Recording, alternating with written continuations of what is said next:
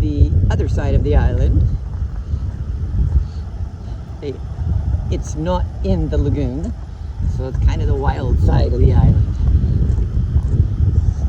Oh, it is gorgeous. Just beautiful. I don't know if I'd snorkel here. It's a little rough. There's not many people over here, but it is beautiful, and it looks like there would be some good snorkeling. The reef's a little short in here because it's, of course, not the lagoon. It's on the outside.